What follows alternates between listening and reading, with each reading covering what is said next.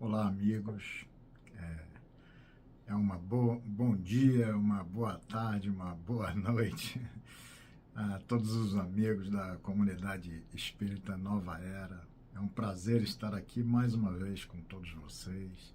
Quero pedir a Jesus que nos abençoe, que nós possamos ter esse momento aqui de estudo, de conversação, esse momento de reflexão para podermos nos aproximar assim de nosso Mestre. Desejo que o mentor espiritual de cada um de vocês possa estar aproximado para que as reflexões aqui possam fazer sentido, para que uma inspiração possa chegar. Então, cumprimento a todos e espero que possamos refletir sobre esse tema desse dia de hoje, que é a parábola dos talentos. Nós vamos falar sobre uma parábola de Jesus, uma parábola muito especial, muito cara, e uma parábola que nos propõe uma nova reflexão sobre a nossa existência, como aproveitarmos melhor a nossa vida, como não desperdiçarmos a oportunidade que nos é oferecida com essa reencarnação que aqui temos. Vou começar falando aqui dos talentos. Talentos, naquele tempo, era considerado uma medida de peso de 30 quilos. 30 quilos de ouro, 30 quilos de prata. Então, percebemos que nessa parábola dos talentos, onde um recebe 5 talentos, outro 2 e outro 1 talento, até aquele que recebe 1 talento, no sentido de 30 quilos de ouro, 30 quilos de prata, estava recebendo uma grande quantia, estava recebendo algo de um valor significativo. Então é importante a gente ter isso em mente, que não eram pequenas coisas que estavam sendo oferecidas àqueles corações, eram coisas de um valor significativo. Talento também nós podemos interpretar como uma faculdade ou uma habilidade especial que nós tenhamos, e aí a gente vai trabalhar em cima dessas versões. Na verdade, no Evangelho segundo o Espiritismo, coloca para todos nós que para a gente bem compreender as passagens do Evangelho, a gente precisa compreender, então, o estado dos costumes e da sociedade naquela época. Assim a gente percebe, com algumas traduções, a palavra ashrei, por exemplo, que para nós foi traduzida como bem-aventurados ou felizes, mas tem um significado mais profundo, significado de abençoado por seguir em frente, por seguir nivelado, por seguir com honestidade, ser abençoado por permanecer em marcha, ser abençoado por perseverar. Perseverar é uma palavra-chave do Evangelho. É uma palavra-chave não só do Evangelho, uma palavra-chave da nossa própria evolução, da nossa própria caminhada espiritual. Então, perseverar, a gente vai encontrar em Lucas 21:19, aquela palavra que é aquela palavra de Jesus, que é na vossa perseverança que ganhareis a vossa alma. Então, a gente já percebe a importância do perseverar. Perseverar como essa orientação predominante para que possamos conquistar a nossa alma, para que possamos conquistar o reino de Deus, para que possamos conquistar uma evolução espiritual. Perseverar significa aquele que não desiste, aquele que tem constância, aquele que, não importam as dificuldades, segue em frente. Então, perseverança começa aqui nessa nossa fala como sendo essa palavra especial, essa palavra importante para nós entendermos tudo que o Espiritismo, tudo que o Evangelho nos traz. Perseverar, prosseguir, seguir em marcha é fundamental para todos nós. Mas essa parábola dos talentos, a gente tentando trazer aqui um certo contexto, ela vai integrar aquilo que no Evangelho é conhecido como o sermão profético. Algo que fala do futuro, fala com algo que para nós pode ser representado como algo que fala da transição planetária, desse momento que nós vivemos, algo que vai nos auxiliar a repensarmos a nossa reencarnação, a nossa encarnação. É uma fala dura de Jesus, mas que vai advertir a todos nós, advertir de tudo que nós recebemos, de tudo que nós temos e que não valorizamos muitas vezes. Aponta para qual deva ser a nossa atitude espiritual perante a vida, né? Então, esse contexto desse sermão profético, ele é representado no Evangelho por 3 parábolas. Porque, de uma certa maneira, quando Jesus estava ali, saindo do templo, se aproximaram dele ali os seus discípulos e mostrando a ele a estrutura do templo, e ele vai dizer, olha, não vedes tudo isso? Em verdade eu vos digo que não ficará pedra sobre pedra que não seja derrubada. Então é essa ideia profética que Jesus lança e que os espíritos vão depois, em particular, perguntar a Jesus, junto dele, no Monte das Oliveiras, chegam a ele em particular e vão dizer, diz-nos, quando serão essas coisas?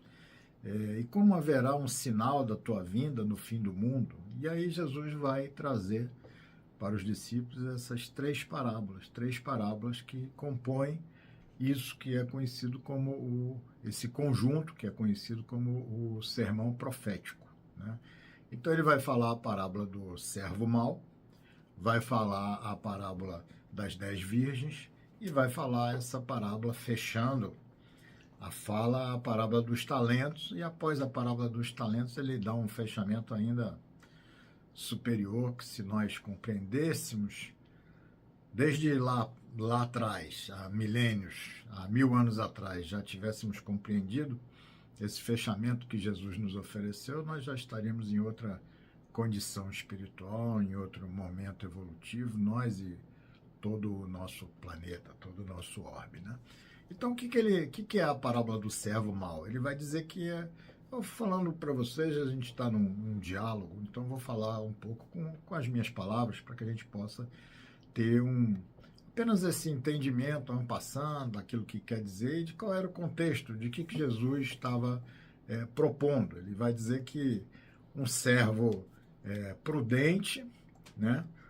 E o seu senhor constituiu aquele servo sobre sua casa, e esse servo prudente será feliz se ele, quando aquele senhor retornar, encontrar aquele servo servindo, né? Então, ele de uma certa maneira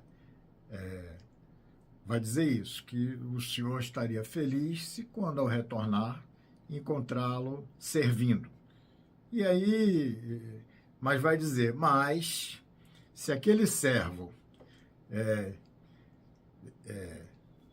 disser a si mesmo, Jesus diz, disser a seu coração, como se nós conversássemos com o nosso coração. Se aquele servo disser no seu coração, meu senhor tarde virá, e começar então a espancar os seus subordinados ali, os outros servos que estão sob a sua tutela, começar a comer e beber com aqueles ébrios.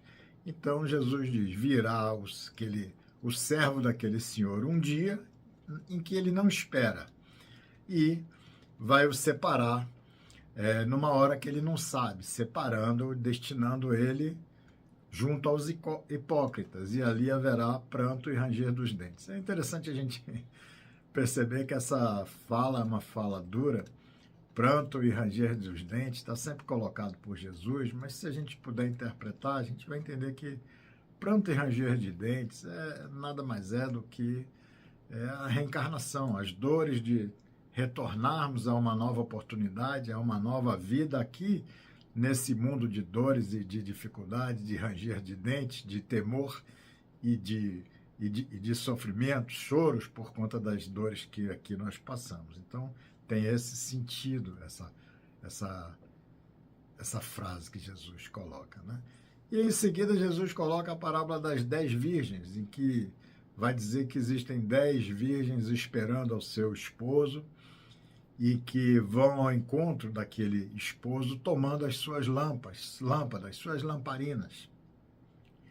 Que 5 daquelas virgens eram prudentes e que outras 5 eram loucas. E louco também no Evangelho tem essa conotação de que é aquele que não observa, aquele que não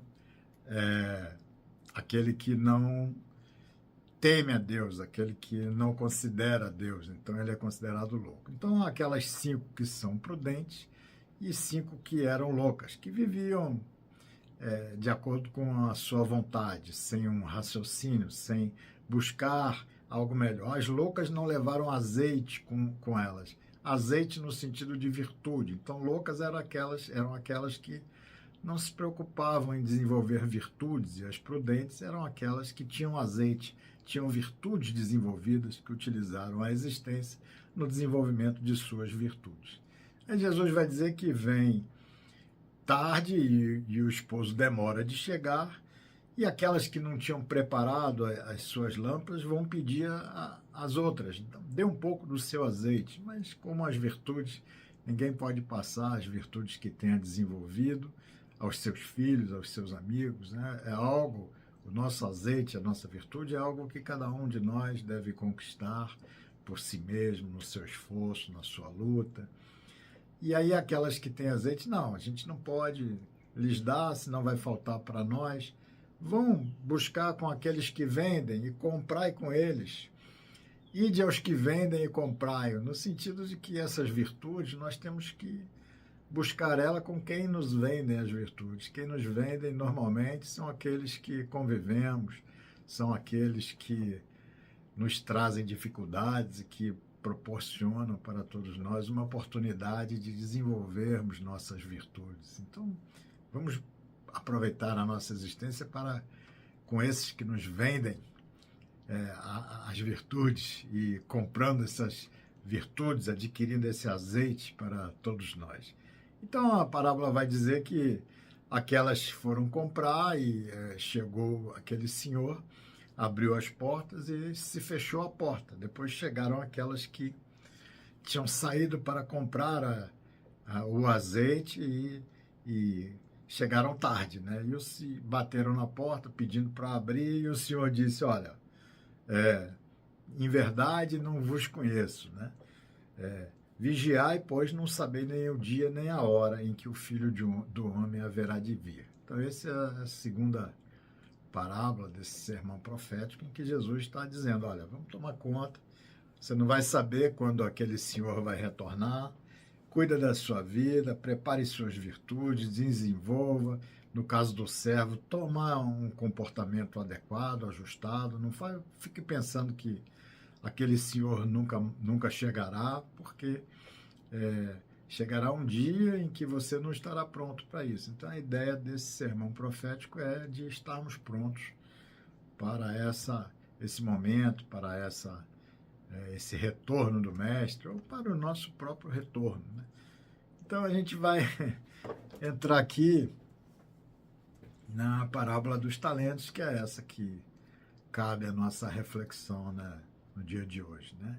Então, é aquela também que Jesus vai dizer que um homem também, partindo para fora de sua terra, chamou os seus servos e entregou a ele os seus bens. Deu para um 5 talentos, para o outro 2, e para um terceiro deu 1, cada um segundo a sua capacidade. E ele foi para longe. E, tendo partido, aquele que ganhou os 5 talentos, negociou com eles e conseguiu conquistar outros 5 talentos. Do mesmo jeito, aquele que ganhou a responsabilidade sobre 2 talentos também negociou com eles e conseguiu também conquistar outros 2 talentos. E o que recebeu 1 foi lá, cavou na terra e escondeu aquele dinheiro, aquele talento do seu senhor.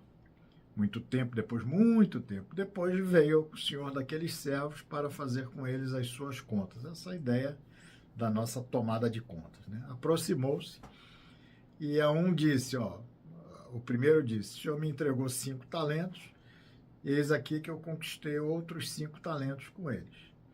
E o senhor disse, bem está, servo bom e fiel, sobre o pouco foste fiel, sobre o muito te colocarei. Né? Entra no gozo do teu senhor. Então, entra no gozo do teu senhor.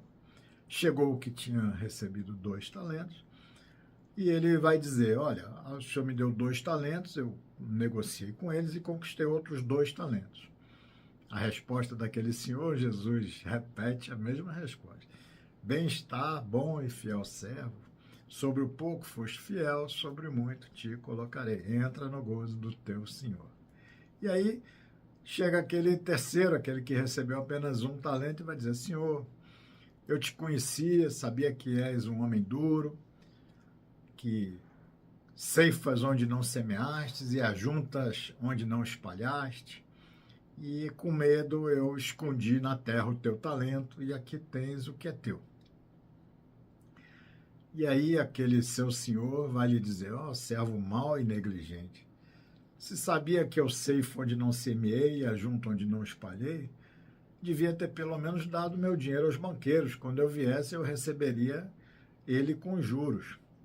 Tirai-lhe o talento, dai-o ao que tem 10 talentos, porque qualquer que tiver será dado e terá em abundância, mas o que não tiver, até o que tem lhe será tirado. Lançai-o, pois, o servo inútil, às trevas exteriores, ali haverá pranto e ranger de dentes. Então, novamente, aquele que não soube aproveitar a oportunidade, não soube utilizar aquele talento que foi lhe oferecido pelo seu senhor e que vai ter que viver novos prantos e ranger de dentes, novas encarnações para crescer e aprender.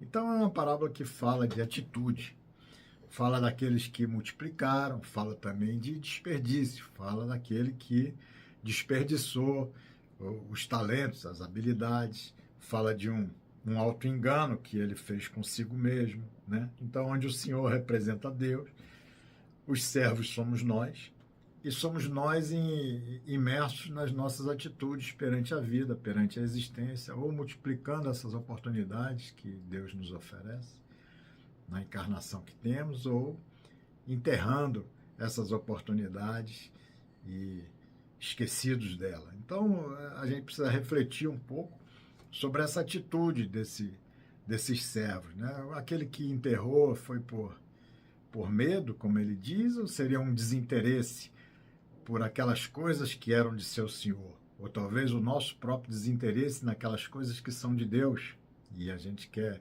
desenvolver as coisas que são nossas, os nossos próprios objetivos, a nossa própria vida. Então, às vezes, aquele medo seria apenas uma desculpa para que ele não se preocupasse em conquistar nada, aumentando os valores que aquele senhor tinha lhe oferecido, mas que ele pudesse tomar conta de sua própria vida, enterrou lá aquilo que aquele senhor lhe ofereceu e foi cuidar de sua vida, de seus próprios interesses. Então, qual a atitude daqueles servos que multiplicaram? Aqueles tiveram respeito, primeiro tiveram respeito por aquele seu senhor. Representa cada um de nós que respeita Deus como sendo nosso Criador, e a gente valoriza Deus como sendo esse Criador que nos oferece oportunidades, né? Então, eles se preocuparam com aquilo que eles receberam. A parábola diz que cada um recebeu com a sua capacidade. Aí a gente já vai percebendo que aqueles que receberam mais tinham um maior desenvolvimento do ponto de vista espiritual. Eram mais evoluídos. Aquele que recebeu menos era menos evoluído. E tal que fica comprovado na própria atitude deles. E nós, trazendo para a nossa vida, nós podemos perceber que tudo que nós recebemos está proporcional à nossa capacidade. Nada está acima, nada está abaixo. Está tudo de acordo com aquela nossa capacidade. E a gente não pode se comparar com os outros. Aquele que recebeu um, talvez tenha comparado com aquele que recebeu 5, com aquele que recebeu 2, menosprezou aquilo que ele tinha, aquilo que tinha lhe sido oferecido. E aí ele tem mais ou menos um desprezo por aquilo que lhe foi ofertado. A gente não pode ficar observando, preocupando com as habilidades dos outros, e temos que desenvolver as nossas próprias habilidades, não nos paralisarmos comparando com quem tem mais talento, recurso, oportunidade. Aqueles que receberam mais se colocaram ali no trabalho. Então, é uma lição também a parábola da nossa necessidade de trabalhar, de nos esforçarmos. A gente possui aquilo que a gente realiza, aquilo que a gente constrói. Então, são algumas atitudes daqueles que multiplicaram. Primeiro, respeito pelo seu Senhor. Eles ouviram as propostas e resolveram realizar com honestidade, com dedicação, né? E eles, em função disso, construíram uma condição de ter em si mesmos o reino de Deus, aquilo que o Senhor lhes abriu a porta, porque o céu é essa porta pela qual nós passamos a partir daquilo que nós tenhamos já desenvolvido dentro de nós, né? Interessante que a recompensa dos dois foi igual. Jesus repete a mesma frase, idêntica, totalmente idêntica. A recompensa foi a mesma. Quem ganhou 5, quem ganhou 2, receberam maior autoridade, maior oportunidade, alegria e bênção. Então a gente pode perceber que assim, eles estavam sendo recompensados não pela quantidade que tinham conquistado, mas estavam sendo recompensados por aquilo que era íntimo deles. Assim como cada um de nós, quando nós auxiliamos alguém, a gente está emitindo de cada um de nós a mesma energia que nós emitimos quando auxiliamos 2 ou 3 pessoas. Ali é o amor que nós estamos expressando. Então, no Evangelho não é muito, e na vida espiritual, na evolução espiritual, não é muito quantidade, e sim qualidade, né? O Evangelho não importa a quantidade, mas sim qualidade da entrega, né? Tem uma história interessante de Madre Teresa de Calcutá, que vão lhe dizer que o trabalho que ela fez lá na Índia, em Calcutá, quando ela chegou, tinha muitos pobres, e 40 anos depois tinham mais pobres. Então o trabalho dela não tinha uma repercussão efetiva, não era um trabalho eficaz. Ela vai dizer, realmente, eu não sei quantos tinha porque eu não contei. Também hoje também não sei quanto tem, mas assim, eu reconheço que o meu trabalho é uma gota no oceano. Mas também reconheço que sem essa minha gota o oceano ficaria menor. E também reconheço que não importa quantos eu atendi, o que importa é que cada um que eu atendi pôde viver e morrer com dignidade, dignidade que não tinham. Então, esse é o trabalho espiritual, não é quantidade, é qualidade. E aquele servo que enterrou, né? É aquele que desperdiçou e que ficou, ele já recebeu cada um segundo a capacidade. Então, ele se compara com quem recebe mais, ele despreza aquilo que recebeu. A gente vê muito isso às vezes na casa espírita. Alguém, eu estou precisando de alguém para vir me ajudar aqui a distribuir a sopa. Não, era mais para lavar a louça, varrer aqui para não ficar sozinho, aí ninguém se interessa. Mas eu estou precisando de alguém para fazer a palestra, aí todo mundo quer fazer. Estou precisando de alguém para algo que seja representar no conselho, todo mundo se interessa. Mas se for... então a gente tem que começar de baixo, começar de pequeno, começar das coisas que menores, para que a gente possa ir angariando, para que a gente possa crescer. E assim, cada um recebeu segundo a sua capacidade. A parábola vai frisar, depois de muito tempo. Então, ou seja, está querendo dizer, quando aquele senhor volta depois de muito tempo, está querendo dizer a parábola que depois de um período largo, um período de oportunidade, um período de aprendizado, é posterior ao aprendizado que foi desenvolvido por aqueles espíritos, né? Então, na verdade, não são meras distrações, não são coisas mínimas, são atitudes de uma vida inteira, que às vezes estão pesando nessa balança, né? A gente vai perceber esse servo que enterrou, a gente vai perceber muitas vezes nas casas nossas ou de pessoas próximas, que a gente vai perceber meninos que recebem uma boa educação, bons colégios, aula de música, aprende a tocar um instrumento, tem literatura, tem livros, tem boa nutrição, ambiente para estudar, ar-condicionado para poder ficar confortável, computador com internet, quarto climatizado, individual, né? Então, ele recebeu inúmeros talentos e às vezes ele pega tudo isso e enterra. Fica ali no videogame, sem estudar, sem se esforçar e termina não passando no vestibular. Enquanto que a gente vê outros que não tem um quarto climatizado, e no seu quarto tem outros 3 ou 4 meninos fazendo barulho e ele está utilizando o próprio celular para acessar a internet.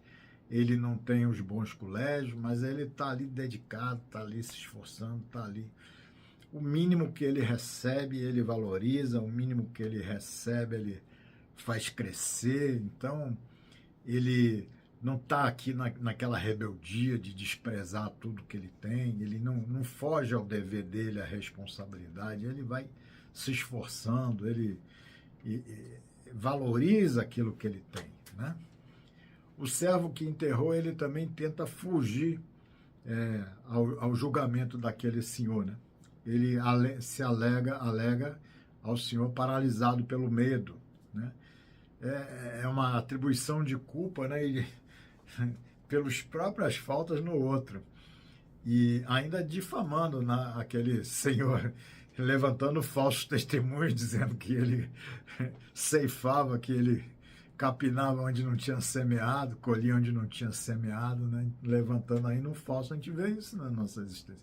Nós muitas vezes queremos atribuir aos outros as nossas próprias faltas, nossas próprias falhas. A gente tem dificuldade, como aquele menino que fica no quarto climatizado, depois não passa no vestibular, vai dizer que a culpa é da mãe, a culpa é do pai, a culpa é da criação que ele teve, a culpa é do governo, sem assumir as próprias responsabilidades de não ter estudado. Enquanto que aquele outro desvalido, totalmente em desvantagem, soube se concentrar em si mesmo e soube trabalhar com aquilo que tem. Se que eu tenho é isso, só tem isso, não tem nada melhor que isso, então é com isso que eu tenho que ir, é isso que eu vou utilizar, é com isso que eu vou tentar desenvolver aqui a minha existência, é com isso que eu vou tentar seguir em frente, né? Então aquele servo, ele é pego de surpresa, né? E a gente precisa ficar atento porque todos nós podemos ser também pegos de surpresa, né? O dia que chega aqui, bate a nossa porta, o mentor com a nossa carta de reingresso no mundo espiritual, se despede aí do seu corpo que está indo embora. Então, estamos preparados para isso, né? É complicado, né? E ele teve, assim, aquela infidelidade dele exposta, né? Pelo desinteresse, né? Pelo menos tinha colocado o dinheiro no banco para render juros, né? Então foi algo que foi muito assuntoso, a infidelidade dele e o desrespeito àquele senhor. É tão claro que ele não quis nem saber dos juros, ele enterrou lá numa terra só para um desencargo de consciência, né? Mas a preocupação é que nós trazemos da fala, da parábola, é que haverá sempre um dia de ajuste de contas, um momento de aferição de valores, porque nós fizemos aqui planejamentos reencarnatórios, né? E esses planejamentos são a base da aferição dos nossos valores. Olha, você programou fazer isso, isso, isso. Você fez aqui, fez 100%, aqui você fez 50%, aqui você não fez nada. Então, essa aferição daquilo que a gente se programou a fazer para aquilo que a gente aqui conseguiu conquistar e realizar. Muitas vezes a gente aqui programou um monte de coisa, chega aqui, a gente pega toda aquela programação, enterra e enterra, e depois, na hora da avaliação, a gente não fez nada, a gente enterrou tudo aquilo que era a nossa programação, né? O castigo é aquilo que a gente já falou, vai espiar em novas encarnações aquela preguiça, a má vontade que ele deu provas, né? E tudo aquilo que...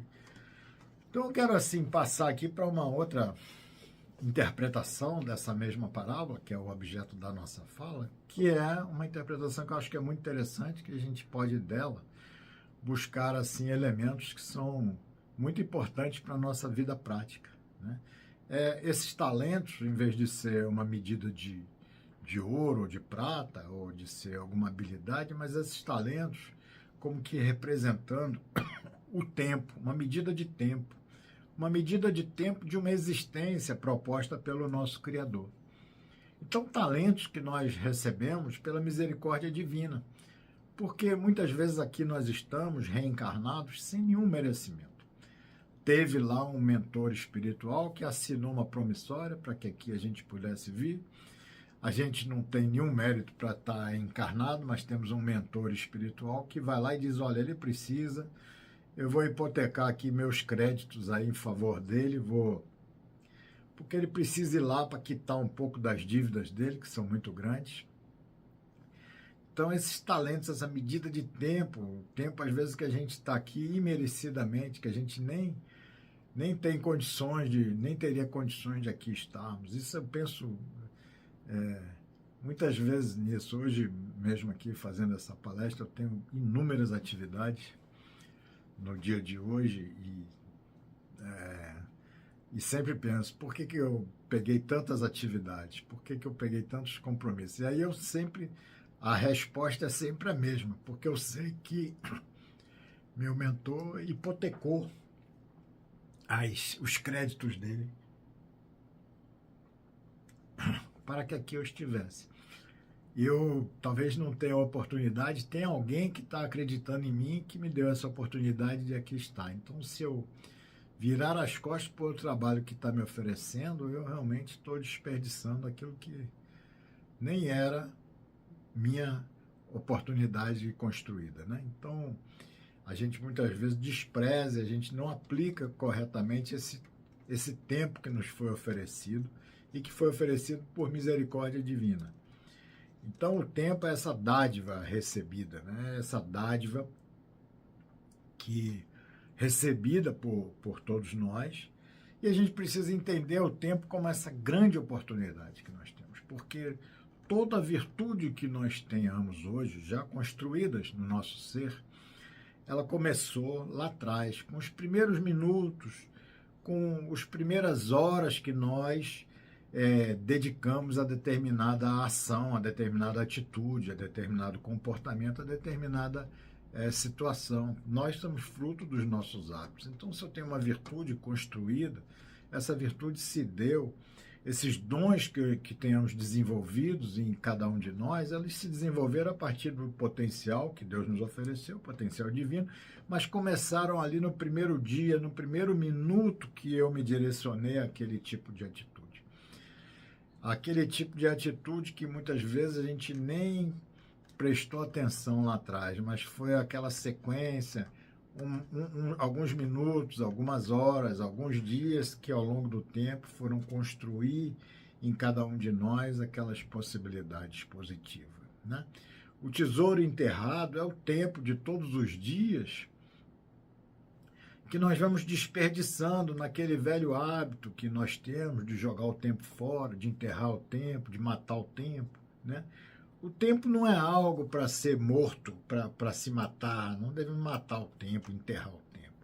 O tempo é algo para ser aproveitado, o tempo é algo para ser enriquecido, com esse pensamento de que tudo que começa, tudo que um dia a gente possa vir a produzir de bom, começa com uma pequenina e com uma correta aplicação dos minutos de agora. Certa feita perguntaram ao Emmanuel como é que ele sabia tanto de evangelho. E a resposta dele foi porque eu soube fazer o aproveitamento das horas.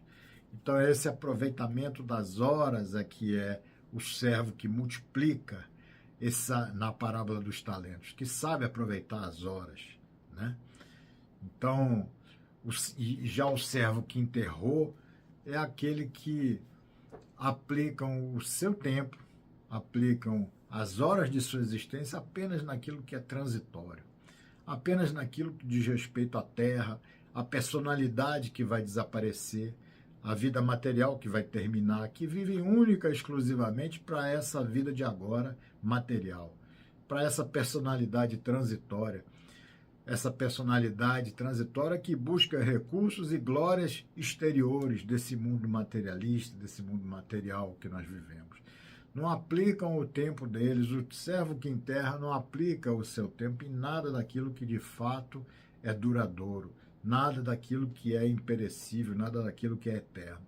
Perdem a oportunidade de aproveitar a dádiva da existência, do tempo, e de se enriquecer para a eternidade.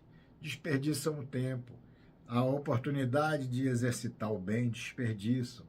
A oportunidade de se aperfeiçoar espiritualmente, desperdiça. O aperfeiçoamento de nós mesmos é a maior de todas as obras que nós possamos realizar, né? Resultado sempre, o nosso aperfeiçoamento é resultado de séculos de trabalho, de esforço, de disciplina. Muitas vezes aqueles que só pensam no dia de agora, você fala, vamos ali num centro espírita, que nada, não gosto dessas coisas, preciso ganhar dinheiro, preciso enriquecer daquilo que não vai levar, a juntar aquilo que não leva, não se leva, a gente deixa, né? Então, a gente precisa fazer essa ideia dos servos que multiplicam, aquele que sabe a importância do estudo como sendo imprescindível, aquele que sabe que tempo é vida, aquele que sabe pegar essas oportunidades e enriquecer sua vida no uso do tempo em favor do seu espírito eterno e imortal. Então, consciente dessa evolução, compreende o papel que o conhecimento tem na vida já e visa otimizar essa jornada, aperfeiçoar o uso do tempo, né? Qualificando o tempo e qualificando a si mesmo, né? Nessa aplicação do tempo. Então, o talento como sendo esse tempo que nós recebemos. E essa questão do tempo é interessante. Tem uma filosofia que é a filosofia da presença. Alguns filósofos contemporâneos têm explorado essa noção de presença como sendo uma forma alternativa de entender o tempo, né? Porque, em vez de concentrar no passado, presente e futuro, a filosofia da presença enfatiza que o momento presente é a única realidade concreta que nós temos. Porque o passado e o futuro são construções mentais. Se a gente refletir, a gente vai perceber que é. Porque se eu pensar no dia do meu casamento, minha esposa que estava lá há 37 anos atrás, vai pensar no mesmo dia e nós vamos nos lembrar de coisas diferentes. Aquele dia para ela foi de uma maneira, para mim de outra. O passado é uma construção daquilo que aconteceu com aquilo que eu imaginei que aconteceu, com aquilo que eu percebi. Então, o passado é sempre uma construção mental de cada um de nós. O futuro nem tem uma base sólida para se criar em cima dele. O futuro é puramente uma criação mental.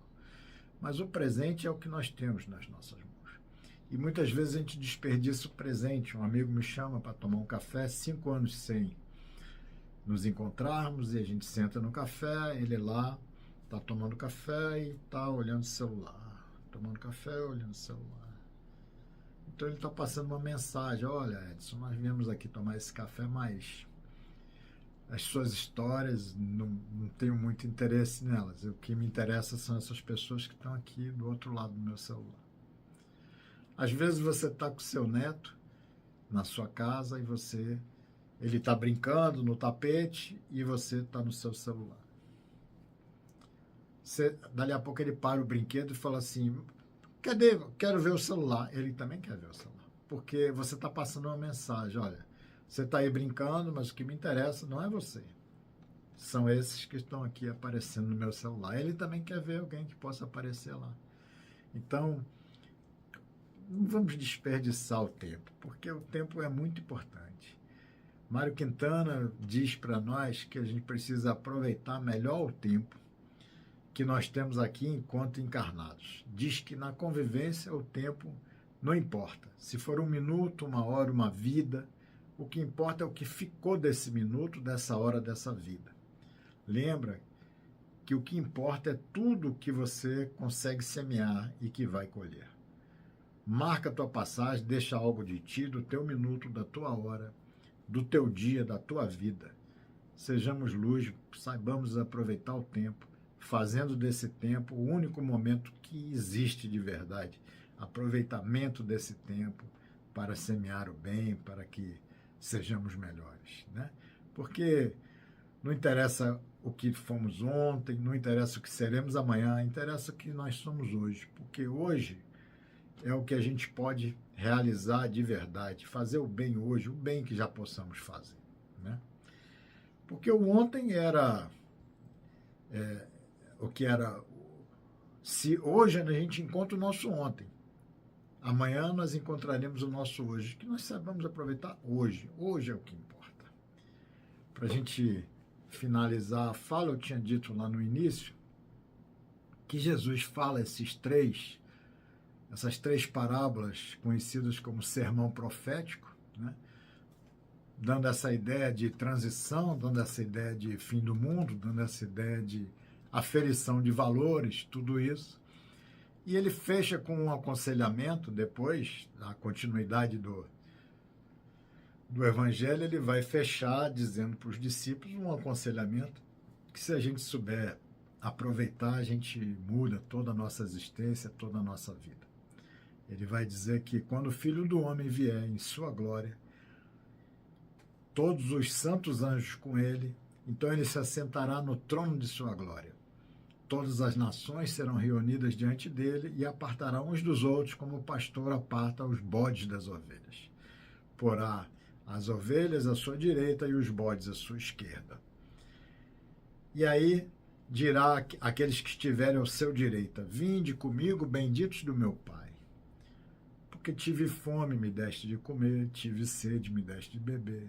Era estrangeiro, me hospedaste. Estava nu, me vestiste. Adoeci, me visitaste. Estive na prisão e foste me ver. E eles dirão: quando que te vimos com fome, te demos de comer, com sede ou te demos de beber? Quando que nós te vimos estrangeiro e te hospedamos, ou nu e te vestimos? E ele disse: em verdade eu vos digo que quando o fizestes a um desses meus pequeninos irmãos, a mim o fizestes. Então, essa ideia de que a nossa salvação, a nossa aproveitamento das nossas horas, da nossa existência, a nossa solução espiritual, fora da caridade não há salvação, que a gente possa enxergar em qualquer dos nossos irmãos o Mestre e auxiliar na medida que pudermos. Muito obrigado a todos pela oportunidade e fico aqui deixando a todos vocês um grande abraço, a nova era e a todos os amigos. Que Deus abençoe a todos.